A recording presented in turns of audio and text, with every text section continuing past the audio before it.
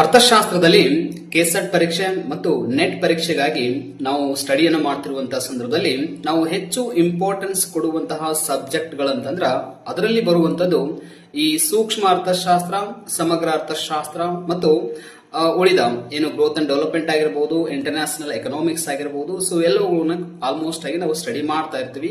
But ಈ ಒಂದು class ಅಲ್ಲಿ ನಾನು ಡಿಸ್ಕಷನ್ ಮಾಡ್ಲಿಕ್ಕೆ ಹೊಂಟಿರುವಂತದ್ದು ಸಮಗ್ರ ಅರ್ಥಶಾಸ್ತ್ರದ ಬಗ್ಗೆ. ಪರೀಕ್ಷೆಯ ದೃಷ್ಟಿಯಿಂದ ಆಲ್ಮೋಸ್ಟ್ ಏನು ಈ ಕೆಸೆಟ್ ಎಕ್ಸಾಮ್ ಮತ್ತು ನೆಟ್ ಎಕ್ಸಾಮ್ ಆಗಿರಬಹುದು. ಸೊ ಅವುಗಳ ಒಂದು ಪರೀಕ್ಷೆಯ ದೃಷ್ಟಿಯಿಂದ ನಾವು ಯಾವ ಟಾಪಿಕ್ಸ್ ಅನ್ನ ಸ್ವಲ್ಪ ಬಹಳ ಶಾರ್ಟ್ ಟೈಮ್ ಅಲ್ಲಿ ನೋಡ್ಕೊಂಡ್ರೆ ಇನ್ನಷ್ಟು ಬೆಟರ್ ಆಗುತ್ತೆ, ಇನ್ನಷ್ಟು ರಿಸಲ್ಟ್ ಹೆಚ್ಚಾಗ್ಲಿಕ್ಕೆ ಕೂಡ ಹೆಲ್ಪ್ ಆಗುತ್ತೆ ಅನ್ನುವಂತ ಉದ್ದೇಶದಿಂದ ಈ ಒಂದು ಕ್ಲಾಸ್ ಅಲ್ಲಿ ಅದ್ರ ಬಗ್ಗೆ ಡಿಸ್ಕಷನ್ ಮಾಡೋಣ. ಸೊ ನಮ್ಗೆಲ್ಲ ಗೊತ್ತಿದೆ, ಸೂಕ್ಷ್ಮ ಅರ್ಥಶಾಸ್ತ್ರ ಅಂದ್ರೆ ಇದು ಬೆಲೆ ಬಗ್ಗೆ ಮಾತಾಡುತ್ತೆ ಅಥವಾ ಬೆಲೆ ಬಗ್ಗೆ ಡಿಸ್ಕಷನ್ ಮಾಡುತ್ತೆ, ಬೇಡಿಕೆ ಬಗ್ಗೆ ಡಿಸ್ಕಷನ್ ಮಾಡುತ್ತೆ, ಅನುಭೋಗಿ ಬಗ್ಗೆ ಡಿಸ್ಕಷನ್ ಮಾಡುತ್ತೆ, ಉತ್ಪಾದನೆ ಬಗ್ಗೆ ಡಿಸ್ಕಷನ್ ಮಾಡುತ್ತೆ, ಆಮೇಲೆ ಇನ್ನು ವೆಚ್ಚಗಳ ಬಗ್ಗೆ. ಸೊ ಹೀಗೆ ಹಲವಾರು ವಿಷಯಗಳ ಬಗ್ಗೆ ಸೂಕ್ಷ್ಮ ಅರ್ಥಶಾಸ್ತ್ರ ವೈಯಕ್ತಿಕವಾಗಿ ಸ್ಟಡಿ ಮಾಡುತ್ತೆ. ಆದ್ರೆ ವಾಸ್ತವದಲ್ಲಿ ಸಮಗ್ರ ಅರ್ಥಶಾಸ್ತ್ರ ಇಂಪಾರ್ಟೆನ್ಸ್ ಕೊಡೋದು ಎದಕ್ಕೆ ಅಂತಂದ್ರೆ ರಾಷ್ಟ್ರೀಯ ಆದಾಯ. ಓಕೆನಾ, ರಾಷ್ಟ್ರೀಯ ಆದಾಯ ಅಂತ ಬಂತಂದ್ರೆ ಸೊ ವಿಶೇಷವಾಗಿ ನಾವು ಸಮಗ್ರ ಅರ್ಥಶಾಸ್ತ್ರದಲ್ಲಿ ನಮಗೆ ಕೆಸೆಟ್ ಎಕ್ಸಾಮ್ ಹೆಚ್ಚಾಗಿ ಕ್ವಶನ್ಸ್ ರೇಸ್ ಆಗುವಂತದ್ದು ಎಲ್ಲಿ ಅಂತಂದ್ರ ರಾಷ್ಟ್ರೀಯ ಆದಾಯ ಅನ್ನೋ ಒಂದು ಕಾನ್ಸೆಪ್ಟ್ ಗೆ ಸಂಬಂಧಪಟ್ಟಂಗೆ ಇರ್ತಾವ. ಸೊ ಹಾಗಾದ್ರೆ ರಾಷ್ಟ್ರೀಯ ಆದಾಯಕ್ಕೆ ಸಂಬಂಧಪಟ್ಟಂತೆ ಏನೇನ್ ಕನ್ಸಿಡರ್ ಮಾಡಬೇಕು, ಯಾವ್ಯಾವ ಪಾಯಿಂಟ್ಸ್ ಅನ್ನ ಸ್ವಲ್ಪ ನಾವು ವಿಶೇಷವಾಗಿ ಪರಿಗಣಿಸಬೇಕು ಅಂತಂದ್ರೆ ತಿಳ್ಕೊಂಡ್ಬೇಡಿ. ರಾಷ್ಟ್ರೀಯ ಆದಾಯವನ್ನ ಅಂದಾಜು ಮಾಡುವಂತಹ ಸಂದರ್ಭದಲ್ಲಿ ನಾವು ಕನ್ಸಿಡರ್ ಮಾಡುವಂತಹ ಕೆಲವೊಂದು ಫ್ಯಾಕ್ಟರ್ಸ್ ಅಥವಾ ಪ್ಯಾರಾಮೀಟರ್ಸ್ ಅಂತ ನಾವು ಕನ್ಸಿಡರ್ ಮಾಡ್ತೀವಿ. ಫಾರ್ ಎಕ್ಸಾಂಪಲ್, ಈಗ GDP ಆಗಿರ್ಬೋದು, GNP ಆಗಿರ್ಬೋದು, ಆಮೇಲೆ NDP ಆಗಿರ್ಬೋದು, NNP ಆಗಿರ್ಬೋದು, ಆಮೇಲೆ ಇನ್ನೂ ಬಹಳ ಬರ್ತಾವ ಈ ಫ್ಯಾಕ್ಟರ್ ಕಾಸ್ಟ್, ಆಮೇಲೆ ಮಾರ್ಕೆಟ್ ಪ್ರೈಸ್. ಸೊ ಎಲ್ಲವೂ ಕೂಡ ಕನ್ಸಿಡರ್ ಮಾಡ್ತೀವಿ. ಅಲ್ಲಿ ನಾಮಿನಲ್ GDP ಆಗಿರ್ಬೋದು ಅಥವಾ ರಿಯಲ್ GDP ಆಗಿರ್ಬೋದು. ಸೊ ಇವುಗಳನ್ನ ಸ್ಪೆಷಲ್ ಆಗಿ ಕನ್ಸಿಡರ್ ಮಾಡಿ. ಅಲ್ಲಿರುವಂತಹ ಕೆಲವೊಂದು ಫಾರ್ಮುಲಾಗಳ ಬರ್ತಾವ, ಅಂದ್ರೆ ಸೂತ್ರಗಳ ಬರ್ತಾವ. ಸೊ ಅವುಗಳನ್ನ ವಿಶೇಷವಾಗಿ ಕನ್ಸಿಡರ್ ಮಾಡಿ. ಬಹಳ ಇಂಪಾರ್ಟೆನ್ಸ್ ಕೊಡಬೇಕಾಗಿದ್ದು GDP ಒಳಗೆ ಏನೇನು ಕನ್ಸಿಡರ್ ಮಾಡ್ತೀವಿ, ಸೊ ಅದನ್ನ ಹೇಗೆ ಕ್ಯಾಲ್ಕುಲೇಷನ್ ಮಾಡಲಾಗತ್ತೆ.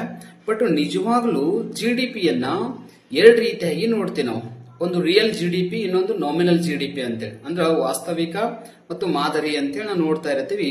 ಸೊ ಹಿಂದಿನ ವರ್ಷದಿಂದ ಕನ್ಸಿಡರ್ ಮಾಡೋದು ಬೇರೆ, ಸದ್ಯದಲ್ಲಿ ಇರುವಂತಹ ವರ್ಷದಲ್ಲಿ ಕನ್ಸಿಡರ್ ಮಾಡೋದು ಬೇರೆ. ಹಾಗಾಗಿ ನೀವು 100% ಇದರಲ್ಲಿ ಒಂದು ಅಥವಾ ಎರಡು ಪ್ರಶ್ನೆಗಳು ವಿಶೇಷವಾಗಿ ಬರ್ತಾವ. ರಾಷ್ಟ್ರೀಯ ಆದಾಯದ ಲೆಕ್ಕಾಚಾರಕ್ಕೆ ಸಂಬಂಧಪಟ್ಟಂತ ಪ್ರಶ್ನೆಗಳನ್ನ ಕೇಳ್ತಾರೆ. ಸೊ ವಿಶೇಷವಾಗಿ ಕನ್ಸಿಡರ್ ಮಾಡಿ. ಅದ್ರೊಳಗಡೆ ಇನ್ನೂ ನೀವು ಕನ್ಸಿಡರ್ ಮಾಡಬೇಕಾಗಿತ್ತು ಯಾವುದು ಅಂತಂದ್ರ ರಾಷ್ಟ್ರೀಯ ಆದಾಯವನ್ನ ಅಂದಾಜು ಮಾಡುವಂತ ಸಂದರ್ಭದಲ್ಲಿ 3 ವಿಧಾನಗಳನ್ನ ನಾವು ವಿಶೇಷವಾಗಿ ಬಳಸ್ತೀವಿ. ಒಂದು ಆದಾಯದ ವಿಧಾನ, ವೆಚ್ಚದ ವಿಧಾನ, ಇನ್ನೊಂದು ಉತ್ಪನ್ನದ ವಿಧಾನ ಅಥವಾ ಮೌಲ್ಯವರ್ಧಿತ ವಿಧಾನ ಅಂತ ಕರೀತೀವಿ. ಹಂಗಂದ್ರೆ ಏನು, ಹಂಗಂದ್ರೆ ಮೀನಿಂಗ್ ಏನದು, ಸೊ ಅದನ್ನ ಅರ್ಥ ಮಾಡ್ಕೊಳ್ಳಿ. ಅಲ್ಲಿ ಕನ್ಸಿಡರ್ ಮಾಡಲಾಗುವಂತಹ ಕೆಲವೊಂದು ಸೂತ್ರಗಳನ್ನ ಸ್ವಲ್ಪ ವಿಶೇಷವಾಗಿ ಪರಿಗಣಿಸಿ. ಅವ್ರನ್ನ ಡೈರೆಕ್ಟ್ ಆಗಿ ಸೂತ್ರ ಅಂತ ಕೇಳಂಗಿಲ್ಲ, ಬಟ್ ಅದನ್ನ ಟ್ವಿಸ್ಟ್ ಮಾಡಿ ಕ್ವಶನ್ ಕೇಳ್ತಿರ್ತಾರಲ್ಲ. ಸೊ ಹಾಗಾಗಿ ಆ ಕಾನ್ಸೆಪ್ಟ್ ಅನ್ನ ಕ್ಲಿಯರ್ ಆಗಿ ಅರ್ಥ ಮಾಡ್ಕೊಂಡ್ಬಿಡಿ. ಹಾಗಾದ್ರೆ ಈಗೇನೆ ಹೇಳಿದ್ನಲ್ಲ, GDPಗೆ ಸಂಬಂಧಪಟ್ಟಂತೆ NNP, GNP, GDP at factor cost ಆಗಿರ್ಬೋದು, ಓಕೆನಾ, GDP ಅಟ್ ಮಾರ್ಕೆಟ್ ಪ್ರೈಸ್ ಆಗಿರ್ಬೋದು. ಸೊ ಎಲ್ಲವುಗಳನ್ನ ನೋಡ್ಕೊಂತ ನಾಮಿನಲ್ GDP ಇಂಥವೆಲ್ಲ ನೋಡಿಕೊಂಡು ಆ 3 ವಿಧಗಳನ್ನ ಸ್ವಲ್ಪ ಸ್ಪೆಷಲ್ ಇಂಪಾರ್ಟೆನ್ಸ್ ಕೊಟ್ಟನ ಸ್ಟಡಿ ಮಾಡಬೇಡಿ. ಯಾಕಂದ್ರೆ ಅದ್ರ ಬಗ್ಗೆ 100% 1 ಅಥವಾ 2 ಕ್ವಶನ್ಸ್ಗಳು ಪಕ್ಕಾ ರೇಸ್ ಆಗ್ತಾವ ರಾಷ್ಟ್ರೀಯ ಆದಾಯಕ್ಕೆ ಸಂಬಂಧಪಟ್ಟಂಗೆ. ಓಕೆನಾ. ಸೊ ಇದು ಸಮಗ್ರ ಅರ್ಥಶಾಸ್ತ್ರ ಅಂದ್ರೆ ಮೇನ್ ನಾವು ಅರ್ಥ ಮಾಡ್ಕೋಬೇಕಾಗಿದೆ ರಾಷ್ಟ್ರೀಯ ಆದಾಯವನ್ನ. ಅಲ್ಲಿ ಅಂತಿಮ ಸರಕುಗಳನ್ನ ಮಾತ್ರ ಪರಿಗಣಿಸ್ತೀವಿ.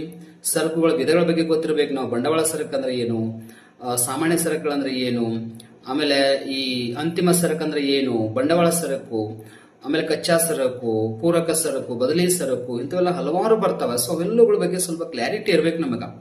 ಯಾವ ಸರಕಕ್ಕೆ ಯಾಕೆ ಹಿಂಗ ಕರಿಬೇಕು, ಬಂಡವಾಳ ಸರಕು ಅಂದ್ರೆ ಯಾಕೆ ಕರೀತಾರೆ, ಸೊ ಇಂಥವೆಲ್ಲ ಕ್ಲಾರಿಟಿ ನಮಗೆ ಇರಬೇಕಾಗತ್ತೆ. ಸೊ ಅವುಗಳ ಬಗ್ಗೆ ಹೆಚ್ಚು ಫೋಕಸ್ ಅನ್ನ ಮಾಡಿ. ಯಾಕಂದ್ರೆ ಕ್ವಶನ್ಸ್ ನ ಹಂಗೂ ಕೂಡ ರೇಸ್ ಮಾಡಿದ್ದು ಈಗಾಗಲೇ ಉದಾಹರಣೆ ಇದೆ. ಯಾಕಂದ್ರೆ ಹಿಂದಿನ ಕ್ವಶನ್ ಪೇಪರ್ಗಳಲ್ಲಿ ಅಂತಹ ಕ್ವಶನ್ಸ್ ಗಳನ್ನ ರೇಸ್ ಮಾಡಿದ್ದಾರೆ. ಓಕೆ, ಇನ್ನು ನಮ್ಮ ಸಿಲೆಬಸ್ ಪ್ರಕಾರ ನಾವು ಈಗಾಗಲೇ ನಾವು ಕನ್ಸಿಡರ್ ಮಾಡಬಹುದು ಈ ಎಂಪ್ಲಾಯ್ಮೆಂಟ್ ಬಗ್ಗೆ ಅಥವಾ ಡಿಟರ್ಮೈನೇಷನ್ ಆಫ್ ಎಂಪ್ಲಾಯ್ಮೆಂಟ್ ಆಗಿರ್ಬೋದು ಅಥವಾ ಪೂರ್ಣೋದ್ಯೋಗದ ಸ್ಥಿತಿ ಬಗ್ಗೆ ಈ ಭಿನ್ನಾಭಿಪ್ರಾಯಗಳು ಇರುವಂತದ್ದು ಆದಾಯ ಉದ್ಯೋಗ ಸಿದ್ಧಾಂತಗಳೇನು ಬರ್ತಾವಲ್ಲ, ಸೊ ಅಲ್ಲಿ ಬಹಳ ಭಿನ್ನಾಭಿಪ್ರಾಯಗಳು ಅದಾವ. ಹೆಂಗದ ಭಿನ್ನಾಭಿಪ್ರಾಯಗಳು? ಎಸ್, ಸ್ಪೆಷಲ್ ಆಗಿ ಕನ್ಸಿಡರ್ ಮಾಡಿ ಈ ಪಾಯಿಂಟ್ ಅನ್ನ. ಕ್ಲಾಸಿಕಲ್ ಎಕನಾಮಿಸ್ಟ್ಗಳು, ಸಾಂಪ್ರದಾಯಿಕ ಅರ್ಥಶಾಸ್ತ್ರಜ್ಞರು ಪೂರ್ಣೋದ್ಯೋಗದ ಸ್ಥಿತಿ ಬಗ್ಗೆ ಹೇಳಿಕೊಟ್ಟಿದ್ದಾರೆ. ಅವರು ಏನು ಆಡಮ್ ಸ್ಮಿತ್ ಆಗಿರ್ಬೋದು, ಜೆ ಎಸ್ ಮಿಲ್ ಆಗಿರ್ಬೋದು, ಜೆ ಬಿ ಸೇ ಆಗಿರ್ಬೋದು, ಸೊ ಇವರೆಲ್ಲರೂ ಕೂಡ ಪೂರ್ಣೋದ್ಯೋಗದ ಸ್ಥಿತಿ ಬಗ್ಗೆ ಹೇಳ್ತಾರೆ. ಅಂದ್ರೆ ಆರ್ಥಿಕತೆಯಲ್ಲಿ ಯಾವಾಗಲೂ ಕೂಡ ಪೂರ್ಣೋದ್ಯೋಗ ಇರುತ್ತೆ, ನಿರುದ್ಯೋಗ ಇರುವುದಿಲ್ಲ.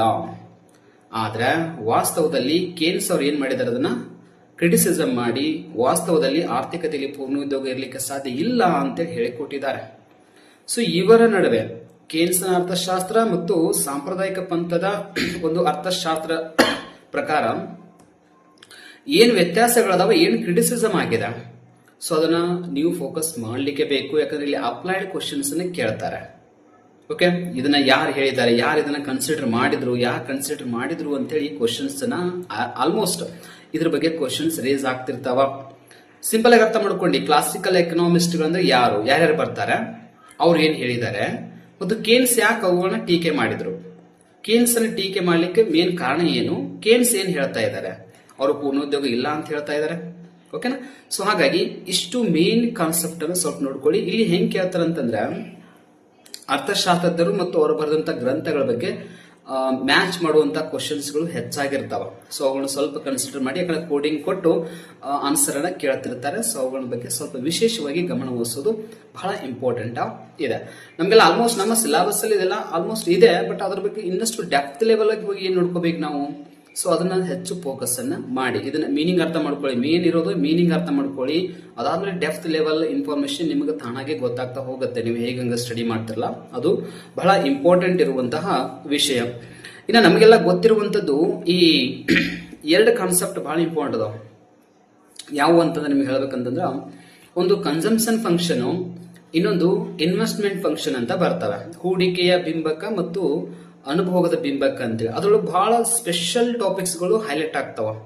ಈ ಫಾರ್ ಎಕ್ಸಾಂಪಲ್ ಏನು ಅನುಭೋಗಿಯ ಪ್ರವೃತ್ತಿ ಅಂತ ಬರುತ್ತೆ, ಸರಾಸರಿ ಅನುಭೋಗ ಪ್ರವೃತ್ತಿ, ಸೀಮಾಂತ ಅನುಭೋಗ ಪ್ರವೃತ್ತಿ, MPC ಅಂತ ಕರೀತೀವಿ ನೋಡಿ, ಮಾರ್ಜಿನಲ್ ಪ್ರೊಪೆನ್ಸಿಟಿ ಟು ಕನ್ಸಂಪ್ಷನ್.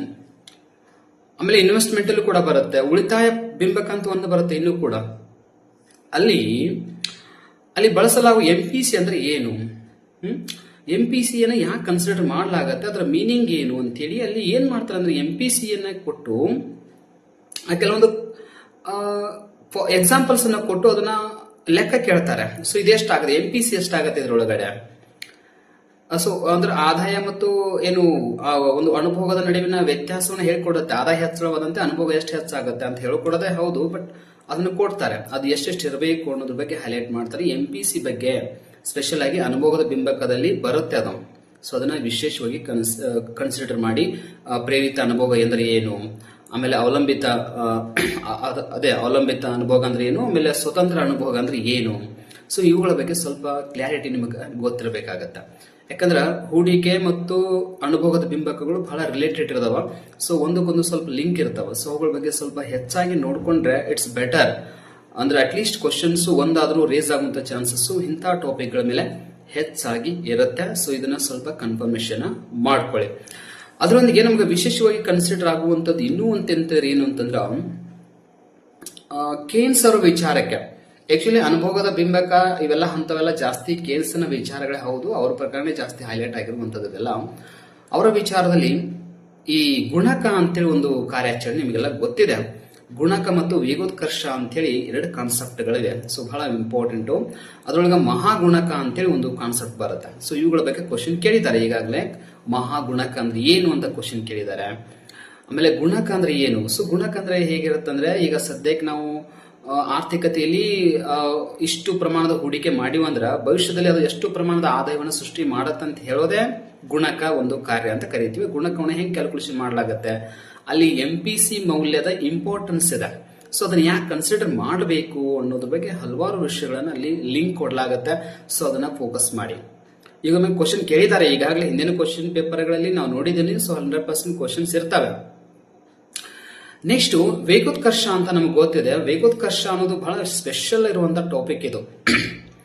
ಈಗ ನೋಡಿ, ನಾನು ಸಿಂಪಲ್ ಆಗಿ ಹೇಳ್ತೀನಿ. ಈಗ ಒಂದು ನಮ್ಮ ಆರ್ಥಿಕತೆಯಲ್ಲಿ 100 ಕೋಟಿ ಆದಾಯವನ್ನ ಹೂಡಿಕೆ ಮಾಡಿದೆ ಅಂತ ಅನ್ಕೊಳ್ಳೋಣ. ಆ 100 ಕೋಟಿ ಆದಾಯ ನೆಕ್ಸ್ಟ್ ಹೂಡಿಕೆ ಆದ್ಮೇಲೆ ಮತ್ತೆ ಅದು ಆದಾಯ ಆಗಿ ಮತ್ತೆ ಹೂಡಿಕೆಯಾಗಿ ಹಿಂಗ ಉಲ್ಟಾ ಏನಾಗುತ್ತೆ, ರಿಪೀಟ್ ಆಗ್ತಾ ಹೋಗುತ್ತಲ್ಲ, ಅದು ಬಹಳ ಸ್ಪೀಡ್ ಒಳಗೆ ಹೋದ್ರೆ ಏನಾಗುತ್ತೆ ಅಂದ್ರೆ ಅದು ಬಹಳ ಸ್ಪೀಡ್, ಒಂದು ಕೈಯಿಂದ ಮತ್ತೊಂದು ಕೈಗೆ ಸ್ಪೀಡ್ ಆಗಿ ಚಲಿಸ್ತಾ ಇರಬೇಕು. ಆ ಸ್ಪೀಡ್ ಅನ್ನ ಕನ್ಸಿಡರ್ ಮಾಡೋದೇ ವೇಗೋತ್ಕರ್ಷ ಅಂತೇಳಿ. ಸೊ ಎರಡೂ ಕೂಡ ಏನಾಗುತ್ತೆ ಅಂದ್ರೆ ಮಹಾಗುಣಕ ಅನ್ನೋದು ಕೂಡ ನೆಕ್ಸ್ಟ್ ಇಡುವಂತ ಟಾಪಿಕ್ ಇದೆ. ಸೊ ಅವುಗಳನ್ನೆಲ್ಲ ಪರ್ಟಿಕ್ಯುಲರ್ ಪಾಯಿಂಟ್ಸ್ ಅನ್ನ ಅರ್ಥ ಮಾಡ್ಕೊಳ್ಳಿ. ಇವುಗಳ ಬಗ್ಗೆ ಕ್ವಶನ್ ಅನ್ನು ಕೇಳಿದ್ದಾರೆ, ಆಲ್ಮೋಸ್ಟ್ ರಿಪೀಟ್ ಆಗುವಂತ ಎಲ್ಲಾ ಸಾಧ್ಯತೆಗಳು ಅದಾವ. ಸೊ ಗುಣಕಕ್ಕೆ ಸಂಬಂಧಪಟ್ಟಂತೆ ಇರುವಂತದ್ದು. ಇನ್ನ ನಮಗೆಲ್ಲ ಗೊತ್ತಿದೆ, ಆಕ್ಚುಲಿ ಸೂಕ್ಷ್ಮ ಅರ್ಥಶಾಸ್ತ್ರ ಒಳಗ ನಾವು ಈ ಏನು ಹಣದ ಬಗ್ಗೆ ಅಥವಾ RBI ಬಗ್ಗೆ, ಮಾನಿಟರಿ ಪಾಲಿಸಿ ಬಗ್ಗೆ, ಫಿಸಿಕಲ್ ಪಾಲಿಸಿ ಬಗ್ಗೆ ಸ್ಟಡಿ ಮಾಡಂಗಿಲ್ಲ. ಅದೆಲ್ಲ ಸ್ಟಡಿ ಮಾಡೋದು ಎಲ್ಲಿ ಅಂತಂದ್ರ ಸಮಗ್ರ ಅರ್ಥಶಾಸ್ತ್ರಕ್ಕನ್ನ ಸ್ಟಡಿ ಮಾಡ್ತೇವೆ, ಅದ್ರೊಳಗೆ ಸ್ಟಡಿ ಮಾಡ್ತೇವೆ. ಸೊ ಆಗಿದ್ಮೇಲೆ ಅಲ್ಲಿ ನೀವು ಹಣದ ಬಗ್ಗೆ ತಿಳ್ಕೊಳ್ಳಿ. ಹಣ ಅಂದ್ರೆ ಏನು, ಹಣದಲ್ಲಿ 4 ರೀತಿಯ ಒಂದು ವ್ಯಾಖ್ಯಾನಗಳದಾವ. M1, M2, M3, M4 ಅಂತೇಳಿ ಅದಾವ. ಇವೆಲ್ಲ ಆಕ್ಚುಲಿ ಪಬ್ಲಿಕ್ ಎಕನಾಮಿಕ್ಸ್ ಒಳಗೂ ಬರ್ತಾವ. ಆಮೇಲೆ ಮನಿ ಅಂಡ್ ಬ್ಯಾಂಕಿಂಗ್ ಕೂಡ ರಿಪೀಟ್ ಆಗುತ್ತೆ. ಸೊ ಆಲ್ಮೋಸ್ಟ್ ಎಲ್ಲ ಕಡೆ ರಿಪೀಟ್ ಆಗುವಂತ ಸಿಲೆಬಸ್ ಇದೆ. ಅಟ್ಲೀಸ್ಟ್ ಇದನ್ನ ಫೋಕಸ್ ಮಾಡಿ. ನಿಮ್ಗೆ ಇಲ್ಲಿ ಇದು ಲಿಂಕ್ ಕೊಟ್ಟು ಅವ್ರು ಆಲ್ಮೋಸ್ಟ್ ಇದನ್ನ ಕೇಳ್ತಾರೆ, ನನಗೆ ಗೊತ್ತಿದೆ. ಆಲ್ಮೋಸ್ಟ್ ಹಣದ ವ್ಯಾಖ್ಯಾನಗಳ ಬಗ್ಗೆ ಫಿಕ್ಸ್ ಕ್ವಶನ್ ಕೇಳ್ತಾರೆ. M1, M2, M3, M4 ಅಂದ್ರೆ ಏನು, ಅಥವಾ ಅದ್ರೊಳಗೆ ಪರ್ಟಿಕ್ಯುಲರ್ M1 ಅಂದ್ರೆ ಏನು. ಸೊ ಇಂತಹ ಕ್ವಶನ್ಸ್ ಗಳನ್ನ 100% ಕೇಳ್ತಾರೆ. ಇದಕ್ಕೆ ನೀವು 100% ತಯಾರಿ ಆದ್ರೆ ಇನ್ನಷ್ಟು ಬಹಳ ಬೆಟರ್ ಇದೆ. ನಿಮಗೆ ಸ್ಕೋರ್ ಹೆಚ್ಚು ಮಾಡ್ಲಿಕ್ಕೆ ಇನ್ನಷ್ಟು ಹೆಲ್ಪ್ ಆಗುತ್ತೆ. ಸ್ಪೆಷಲಿ ಎಕನಾಮಿಕ್ಸ್ ಅಲ್ಲಿ ಇಂತಹ ಟಾಪಿಕ್ಸ್ ಗಳನ್ನ ವಿಶೇಷವಾಗಿ ನಾವು ಕನ್ಸಿಡರ್ ಮಾಡಬೇಕು. ಅದರೊಂದಿಗೆ ಇನ್ನು ನೀವು ಸ್ವಲ್ಪ ನೋಡ್ಕೊಳ್ಬೇಕಾಗಿದ್ದು ಏನು ಅಂತಂದ್ರ, ಈ RBI ನ ಹಣಕಾಸು ನೀತಿಗೆ ಸಂಬಂಧಪಟ್ಟಂಗೆ. RBI ಹಣಕಾಸು ನೀತಿ ಅಂದ್ರೆ ಹೆಂಗೆ ಇರುತ್ತಂತಂದ್ರೆ ನಮಗೆಲ್ಲ ಗೊತ್ತಿರಲಿ, ಅದು ಹಣದ ನಿಯಂತ್ರಣ ಮಾಡುವಂತ ಕೆಲಸ ಇರುತ್ತೆ RBI ಇದು. ಅಲ್ಲಿ ಹಣಕಾಸು ನೀತಿ ಅಂದ್ರೆ ಮಾನಿಟರಿ ಪಾಲಿಸಿನಲ್ಲಿ ಅದನ್ನೆಲ್ಲ ಮಾಡ್ತಾ ಇರತ್ತೆ. ಅಲ್ಲಿ 2 ರೀತಿ ಏನ್ ಬರ್ತಾವ ಸಾಧನಗಳು ಬರ್ತಾವ. ಒಂದು ಪರಿಮಾಣಾತ್ಮಕ, ಇನ್ನೊಂದು ಗುಣಾತ್ಮಕ ಸಾಧನ ಅಂತ ಬರ್ತಾವ. ಪರಿಮಾಣಾತ್ಮಕ ಒಳಗ ಈ ಏನು ಬ್ಯಾಂಕ್ ರೇಟ್ ಹೆಚ್ಚು ಮಾಡೋದು, CRR, SLR, ಮೀಸಲುಗಳು. ಸೊ ಇವೆಲ್ಲ ಹೆಂಗಂದ್ರೆ ಏನು, CRR, SLR ಅಂದ್ರೆ ಏನು, ಸೊ ಅವುಗಳನ್ನ ಯಾಕೆ ಯೂಸ್ ಮಾಡ್ತಾರೆ, ಸೊ ಇಂಥವೆಲ್ಲ ಸ್ವಲ್ಪ ಕ್ಲಾರಿಟಿ ನಮಗೆ ಇರಲಿ. ಯಾಕಂದ್ರೆ ಅವುಗಳ ಬಗ್ಗೆ ಹೆಚ್ಚು ಕ್ವಶನ್ಸ್ಗಳು ಬರ್ತಿರ್ತಾವ. ಸೊ ಅದರೊಂದಿಗೆ ಜಸ್ಟ್ ಇನ್ನೊಂದು ಕೋಶೀಯ ನೀತಿ ಅಂತ ನಮಗೆ ಗೊತ್ತಿದೆ. ಕೋಶೀಯ ನೀತಿ ಅನ್ನೋದು ಸಂಬಂಧಪಟ್ಟಿರುವಂತದ್ದು ಏನು, ಈ ಸರ್ಕಾರದ ಆದಾಯ, ವೆಚ್ಚ ಮತ್ತು ಸಾಲಕ್ಕೆ ಸಂಬಂಧಪಟ್ಟಿರುವಂತದ್ದೇ ಕೋಶೀಯ ನೀತಿ. ಆದರೆ ಹಣಕಾಸು ನೀತಿ ಅನ್ನೋದು RBI ನ ಸಾಲದ ವ್ಯವಹಾರಗಳು ಮತ್ತು ಹಣದ ಪೂರೈಕೆಗೆ ಸಂಬಂಧಪಟ್ಟಿರುವಂತಹ ಒಂದು ನೀತಿ. ಸೊ ಇದು ಮೇನ್ ಡಿಫರೆನ್ಸ್ ಏನಿದೆ, ಯಾಕೆ ಇವುಗಳನ್ನ ಡಿಫರೆನ್ಸ್ ಆಗಿ ಮಾಡಿ ನಾವು ಸ್ಟಡಿ ಮಾಡಬೇಕಾಗತ್ತೆ, ಅಥವಾ ಆರ್ಥಿಕತೆಯಲ್ಲಿ ಅವುಗಳ ಪಾತ್ರ ಏನು. ಸೊ ಇವುಗಳನ್ನ ಸ್ವಲ್ಪ ವಿಶೇಷವಾಗಿ ಕನ್ಸಿಡರ್ ಮಾಡಿ. ಸೊ ಒಂದಾದ್ರೂ ಕ್ವಶನ್ ಆಲ್ಮೋಸ್ಟ್ ರೇಸ್ ಆಗ್ತಿರ್ತದ. ಸೊ ಬಹಳ ಒಳಗಡೆ ಇನ್ ಡೆಪ್ತ್ ಆಗಿ ಹೋಗ್ಬಿಟ್ರೆ ಆ ಸಾಧನಗಳ ಬಗ್ಗೆನೇ ಕ್ವಶನ್ ಕೇಳ್ತಿರ್ತಾರೆ. CRR ದರ ಹೆಚ್ಚಾದ್ರೆ ಏನಾಗುತ್ತೆ, SLR ದರ ಹೆಚ್ಚಾದ್ರೆ ಏನಾಗುತ್ತೆ, ಇಂಥವುಗಳ ಬಗ್ಗೆ ಜಾಸ್ತಿ ಕ್ವಶನ್ಸ್ ವಿಶೇಷವಾಗಿ ಆಕ್ಚುಲಿ ಮನಿ ಅಂಡ್ ಬ್ಯಾಂಕಿಂಗ್ ಗಳು ಕೂಡ ಬರುತ್ತೆ ಅದೆಲ್ಲ. ಆಮೇಲೆ ಪಬ್ಲಿಕ್ ಫೈನಾನ್ಸ್, ಪಬ್ಲಿಕ್ ಎಕನಾಮಿಕ್ಸ್ ಗಳು ಕೂಡ ಇದು ಬರುತ್ತೆ. ಆಲ್ಮೋಸ್ಟ್ ಲಿಂಕ್ ಇದೆ ಇದು. ಇವೇನ್ ಹೇಳ್ತಾ ಇದ್ನಲ್ಲ, ಇವು ಕಾನ್ಸೆಪ್ಟ್ ಎಲ್ಲ ಆಲ್ಮೋಸ್ಟ್ ಲಿಂಕ್ ಇರುವಂತಹ ಟಾಪಿಕ್ಸ್ ಗಳಾಗಿರ್ತಾವ. ವಿಶೇಷವಾಗಿ ಇವನ್ನ ಸ್ವಲ್ಪ ನೋಡ್ಕೊಂಡ್ಬಿಡಿ. ಆಮೇಲೆ ನಿಮ್ಗೆ ಕ್ವಶನ್ಸ್ ವಿಶೇಷವಾಗಿ ಮಿಸ್ ಆಗದೆ ಇರುವಂತಹ ಟಾಪಿಕ್ ಇನ್ನೂ ಒಂದು ಹೇಳ್ಬೋದು ಅಂತಂದ್ರ ಹಣದುಬ್ಬರ ಅಂತ ಬರುತ್ತೆ. ಇನ್ಫ್ಲೇಷನ್ ಅಂದ್ರೆ ಹಣದುಬ್ಬರ, ಮತ್ತು ಇನ್ನೊಂದು ಫಿಲಿಪ್ಸ್ ಕರ್ವ್ ಅಂತ ಬರುತ್ತೆ. ಸೊ ವಿಶೇಷವಾಗಿ ನೋಡ್ಕೊಳ್ಳಿ, ಫಿಲಿಪ್ಸ್ ಕರ್ವ್ ಏನ್ ಹೇಳುತ್ತೆ. ಸೊ ಮೊದಲು ಅರ್ಥ ಮಾಡ್ಕೊಳ್ಳಿ, ಫಿಲಿಪ್ಸ್ ಕರ್ವ್ ಏನ್ ಹೇಳುತ್ತೆ ಅನ್ನೋದನ್ನ ವಿಶೇಷವಾಗಿ ನೋಡ್ಕೊಂಡ್ಬಿಡಿ. ಫಿಲಿಪ್ಸ್ ಕರ್ವ್ ಏನ್ ಹೇಳುತ್ತೆ, ಅದು ಹಣದುಬ್ಬರ ಬಗ್ಗೆನೇ ಹೇಳುತ್ತೆ. ಓಕೆ, ಹಣದುಬ್ಬರ ಮತ್ತು ಉದ್ಯೋಗ ಏನು ಒಂದ್ ಸ್ವಲ್ಪ ರಿಲೇಶನ್ಶಿಪ್ ಗಳದಲ್ಲ, ಸೊ ಅವುಗಳ ಬಗ್ಗೆ ಹೇಳುತ್ತೆ. ಸೊ ಅದ್ರ ಬಗ್ಗೆ ಕರೆಕ್ಟ್ ಆಗಿ ಅರ್ಥ ಮಾಡ್ಕೊಂಡ್ಬಿಡಿ. ಯಾಕಂದ್ರೆ ಸ್ಪೆಷಲ್ ಟಾಪಿಕ್ ಅದು. ಫಿಲಿಪ್ಸ್ ಕರ್ವ್ ವಿಶೇಷವಾಗಿ ಎಲ್ಲಾ ಕ್ವಶನ್ ಪೇಪರ್ಗಳಲ್ಲಿ, ಹಿಂದಿನ ಕ್ವಶನ್ ಪೇಪರ್ಗಳಲ್ಲಿ ಬಹಳ ಕಾಮನ್ ಆಗಿ ಬರುವಂತಹ ಕ್ವಶನ್ ಇದು. ಫಿಲಿಪ್ಸ್ ಕರ್ವ್ ಬಗ್ಗೆ ವಿಶೇಷವಾಗಿ ಕ್ವಶನ್ಸ್ ನ ಹೈಲೈಟ್ ಮಾಡಿದ್ದಾರೆ. ಅದು ವಿಶೇಷವಾಗಿ ರಿಪೀಟು ಆಗುತ್ತೆ. ಮತ್ತೆ ಹಣದುಬ್ಬರ ಅಂದ್ರೆ ಏನು, ಹಣದುಬ್ಬರಕ್ಕೆ ಕಾರಣಗಳು, ಸೊ ಅದರ ಪರಿಣಾಮಗಳು, ಮತ್ತು ಹಣದುಬ್ಬರವನ್ನು ಹೇಗೆ RBI ನಿಯಂತ್ರಣ ಮಾಡುತ್ತೆ. ಸೊ ಹೀಗೆ ಹಲವಾರು ವಿಷಯಗಳಿಗೆ ಸಂಬಂಧಪಟ್ಟಂಗೆ ನಿಮ್ಗೆ ಸಿಲೆಬಸ್ ಇದೆ. ಕೆಸೆಟ್ ಮತ್ತು ನೆಟ್ ಸಿಲೆಬಸ್ ವಿಶೇಷವಾಗಿ ಕೇಳಿದ್ದಾರೆ. ಆಮೇಲೆ ನೆಕ್ಸ್ಟ್ ವಿಶೇಷವಾಗಿ ನಿಮ್ಗೆ ಇನ್ನೂ ಒಂದು ಹೈಲೈಟ್ ಆಗೋದಂಥದ್ದು ಏನು ಅಂತಂದ್ರೆ ಬಿಸ್ನೆಸ್ ಸೈಕಲ್ ಅಂತ ಬರುತ್ತೆ. ಬಿಸ್ನೆಸ್ ಸೈಕಲ್ ಅಂದ್ರೆ ಇದಕ್ಕೆ ನಾವು ಟ್ರೇಡ್ ಸೈಕಲ್ ಅಂತ ಕರಿತೀವಿ. ಅಥವಾ ಏನು ಆ ಬಿಸ್ನೆಸ್ ಸೈಕಲ್ ಅಂದ್ರೆ ವ್ಯಾಪಾರ ಚಕ್ರ ಅಂತ ಕರಿತಿರ್ತೀವಿ, ಅಥವಾ ಉದ್ಯಮ ಚಕ್ರ ಅಂತ ಕರಿತಿರ್ತೀವಿ. ಉದ್ಯಮ ಚಕ್ರ ಅಂದ್ರೆ ವಿಶೇಷವಾಗಿ ನೀವು ಕನ್ಸಿಡರ್ ಮಾಡ್ರಿ, ಆಲ್ಮೋಸ್ಟ್ ಆರ್ಥಿಕತೆಯಲ್ಲಿ ಒಂದು 5 ಹಂತಗಳು ಬರ್ತಾವ. 5 ಹಂತಗಳಂತ ಆಕ್ಚುಲಿ ಅದು ಸಿದ್ಧಾಂತ ಒಂದು ವೇದ ಪ್ರಕಾರ ಇದೆ. ಬಟ್ ಯಾವಾಗಲೂ ಕೂಡ ಆರ್ಥಿಕತೆಯಲ್ಲಿ ಆರ್ಥಿಕ ಚಟುವಟಿಕೆಗಳು ಯಾವಾಗಲೂ ಏರಿಳಿತದಿಂದ ಕೂಡಿರ್ತಾವ. ಅವು ಯಾವಾಗಲೂ ಕೂಡ ಸ್ಟೇಟ್ ಆಗಿ ಹೋಗ್ತಾ ಇರಂಗಿಲ್ಲ ಅಥವಾ ಹೋಗ್ತಾ ಇರಲ್ಲ, ಅವು ಹೆಚ್ಚು ಕಡಿಮೆ ಆಗ್ತಾ ಇರ್ತಾವ. ಒಂದು ಶೃಂಗ ಸ್ಥಿತಿಯನ್ನ ತಲುಪುತ್ತೆ, ಶೃಂಗ ಆದ್ಮೇಲೆ ಹಿಂಜರಿಕೆ ಅಂತ ಬರುತ್ತೆ, ಆಮೇಲೆ ಸ್ಥಗಿತ, ಹಿಂಗೆಲ್ಲ ಕೆಲವೊಂದು ಪಾಯಿಂಟ್ಸ್ ಬರ್ತಾವ, ಹಂತಗಳದಾವ. ಆ ಹಂತಗಳು ನೋಡ್ಕೊಳ್ಳಿ, ಅದಕ್ಕೆ ಸಂಬಂಧಪಟ್ಟ ಕೆಲವೊಂದು ಸಿದ್ಧಾಂತಗಳದಾವ. ಸೊ ಅವುಗಳನ್ನ ಫೋಕಸ್ ಮಾಡ್ರಿ. ಓಕೆ, ಸೊ ಅದು ವಿಶೇಷವಾಗಿ ಅಂತ ಕ್ವಶನ್ಸ್ ವಿಶೇಷವಾಗಿ ಕೇಳ್ತಿರ್ತಾರೆ. ಯಾಕಂದ್ರೆ ಆ ಟಾಪಿಕ್ ಏನು ಬಿಸ್ನೆಸ್ ಸೈಕಲ್ ಅಂದ್ರೆ ಮೇ ಬಿ ಅದು ಇಂಪಾರ್ಟೆಂಟ್ ಟಾಪಿಕ್ ನಾವು ಕನ್ಸಿಡರ್ ಮಾಡಬೇಕು. ಅದರೊಳಗೆ ಬರುವಂತಹ ಹಂತಗಳ ಬಗ್ಗೆ ಕ್ವಶನ್ ಕೇಳ್ತಿರ್ತಾರೆ. ಅಲ್ಲಿ ನಿಮಗೆ ಕೋಡಿಂಗ್ ಕೊಟ್ಟು ಇವುಗಳಲ್ಲಿ ಈ ಹಂತಗಳು ಕನ್ಸಿಡರ್ ಆಗ್ತಾವಿಲ್ಲ ಅಂತ ಕ್ವಶನ್ ಕೇಳಬಹುದು. ಆಮೇಲೆ ಇನ್ನಾವುದೇ ಡಿಫ್ರೆಂಟ್ ಲೆವೆಲ್ ಕ್ವಶನ್ಸ್ಗಳನ್ನು ಕೂಡ ರೇಸ್ ಮಾಡಲಿಕ್ಕೆ ಅವಕಾಶ ಇರುವಂತದ್ದು ಅಲ್ಲಿ ಕಂಡು ಬರುತ್ತೆ. ಸೊ ಹಾಗಾಗಿ ಅದೊಂದು ಬಹಳ ವಿಶೇಷವಾಗಿ ನಾವು ಕನ್ಸಿಡರ್ ಮಾಡಲೇಬೇಕಾಗಿರುವಂತಹ ಪಾಯಿಂಟ್ಸ್ ಅವೆಲ್ಲ. ಆಮೇಲೆ ಇನ್ನೂ ಕೂಡ ಕೆಲವೊಂದು ವಿಷಯಗಳು ಬರ್ತಾವ, ಬಟ್ ಅದಕ್ಕಿಂತ ನನಗೆ ಬೆಟರ್ ಅನಿಸಿದ್ರೆ ನಾ ಏನ್ ಹೇಳಿದ್ನಲ್ಲ ಇಲ್ಲಿವರೆಗೆ, ಸೊ ಎಲ್ಲಾ ಪಾಯಿಂಟ್ಸ್ ಅನ್ನ ಸ್ವಲ್ಪ ಮೀನಿಂಗ್ ಆದ್ರೂ ಮೊದಲು ಅರ್ಥ ಮಾಡ್ಕೊಳ್ಳಿ. ಮೀನಿಂಗ್ ಅರ್ಥ ಆಗಿತ್ತು ಅಂದ್ರೆ ನೋ ಪ್ರಾಬ್ಲಮ್, ಇನ್ನಷ್ಟು ಡೆಪ್ತ್ ಲೆವೆಲ್ ಹೋಗಿ ಸ್ವಲ್ಪ ಇಂಟರ್ ರಿಲೇಶನ್ಶಿಪ್ ಏನೇನದ ಹಂತಗಳನ್ನ ಚೆಕ್ ಮಾಡ್ಕೊಳ್ರಿ. ಸೊ ಆಲ್ಮೋಸ್ಟ್ ಇಂಥವುಗಳ ಬಗ್ಗೆ ಕ್ವಶನ್ಸ್ ಅನ್ನ ವಿಶೇಷವಾಗಿ ಕೇಳಿರ್ತಾರೆ. ಸೊ ಇದು ಏನಾಗ್ತಂದ್ರ ಸೂಕ್ಷ್ಮ ಅರ್ಥಶಾಸ್ತ್ರ ನೆಕ್ಸ್ಟ್ ಬರುವಂತಹ ಸಮಗ್ರ ಅರ್ಥಶಾಸ್ತ್ರದ ವಿಶೇಷವಾದ ಟಾಪಿಕ್ಗಳೆಲ್ಲ ಇವು. ಇದು ಕೆಸೆಟ್ ನೆಟ್ ಅಷ್ಟೇ ಅಲ್ಲ, ನೆಕ್ಸ್ಟ್ PU ಲೆಕ್ಚರ್ ರಿಕ್ರೂಟ್ಮೆಂಟ್ ಆಗಿರ್ಬೋದು, ಅಸಿಸ್ಟೆಂಟ್ ಪ್ರೊಫೆಸರ್ ಎಕ್ಸಾಮ್ ಆಗಿರ್ಬೋದು, ಅಲ್ಲಿ ಕೂಡ ಇವೇ ಟಾಪಿಕ್ಸ್ ಅನ್ನ ಹೈಲೈಟ್ ಇರ್ತಾವೆ. ಯಾಕಂದ್ರೆ ಸಮಗ್ರ ಅರ್ಥಶಾಸ್ತ್ರ ಅಂದ್ರೆ ಈ ಟಾಪಿಕ್ಸ್ ಅನ್ನು ಬಿಟ್ಟು ಬೇರೆ ಟಾಪಿಕ್ಸ್ ಅನ್ನು ಇದ್ರೂ ಕೂಡ ಅವು ಜಸ್ಟ್ ಲಿಂಕ್ ಸಬ್ ಪಾಯಿಂಟ್ಸ್ ಅಷ್ಟೇ. ಬಟ್ ಮೇನ್ ಪಾಯಿಂಟ್ಸ್ ಎಲ್ಲ ನಾ ಏನ್ ಹೇಳಿದ್ನಲ್ಲ, ಸೊ ಆಲ್ಮೋಸ್ಟ್ ಇವ ಟಾಪಿಕ್ ಇಂಪಾರ್ಟೆಂಟ್. ನೀವು ತಿಳ್ಕೊಂಡ್ಬಿಡಿ, ಎಲ್ಲದಕ್ಕೂ ಕೂಡ ಯೂಸ್ಫುಲ್ ಆಗುವಂತವು ಇನ್ಫಾರ್ಮೇಶನ್ ನಮಗೆ ಗೊತ್ತಿರಲೇಬೇಕಾಗಿರುವಂತದ್ದು ಅಬೌಟ್ ಏನು ಸಮಗ್ರ ಅರ್ಥಶಾಸ್ತ್ರ ಬಗ್ಗೆ ನಮ್ಗೆ ಗೊತ್ತಿರಲೇಬೇಕಾಗುವಂತ ಎಲ್ಲ ಟಾಪಿಕ್ಸ್ಗಳಿವು. ಸೊ ಆಮೇಲೆ ಇಂಟರ್ನ್ಯಾಷನಲ್ ಇನ್ನೊಂದು ಪಾವತಿ ಸಿಲ್ಕು ಅಂತವೆಲ್ಲ ಬರ್ತಿರ್ತಾವ, ಅದೆಲ್ಲ ಅದೇನಷ್ಟು ಇದನ್ನ ಅನ್ಸಂಗಿಲ್ಲ, ಬಟ್ ಅದೆಲ್ಲ ಇಂಟರ್ನ್ಯಾಷನಲ್ ಎಕನಾಮಿಕ್ಸ್ ಸಂಬಂಧಪಟ್ಟಂಗೆ ಬರುತ್ತೆ. ಪಾವತಿ ಸಿಲ್ಕು ಅದೆಲ್ಲ ಬರುತ್ತೆ. ಅದನ್ನ ಇಂಟರ್ನ್ಯಾಷನಲ್ ಎಕನಾಮಿಕ್ಸ್ ಕಲಿ ಟೈಮ್ ನಾ ಅದ್ರ ಬಗ್ಗೆ ಹೇಳ್ತೀನಿ. ನೆಕ್ಸ್ಟ್ ಇಂಟರ್ನ್ಯಾಷನಲ್ ಎಕನಾಮಿಕ್ಸ್ ಬೇರೆ ಬೇರೆ ಸಬ್ಜೆಕ್ಟ್ ಅದಲ್ಲ, ಅದ್ರ ಬಗ್ಗೆ ಹೇಳ್ತೀನಿ. ಮತ್ತೆ ಅದ್ರ ಬಗ್ಗೆ ಯಾವ್ಯಾವ ಟಾಪಿಕ್ಸ್ ನೀವು ಹೈಲೈಟ್ ಮಾಡಬೇಕು, ಅವು ಯಾವ ಕನ್ಸಿಡರ್ ಮಾಡಬೇಕು ಅನ್ನೋದ್ರ ಬಗ್ಗೆ ನೆಕ್ಸ್ಟ್ ಕ್ಲಾಸ್ಗಳಲ್ಲಿ ಅವುಗಳ ಬಗ್ಗೆ ಸಪರೇಟ್ ಆಗಿ ಡಿಸ್ಕಷನ್ ಮಾಡ್ತೇನೆ.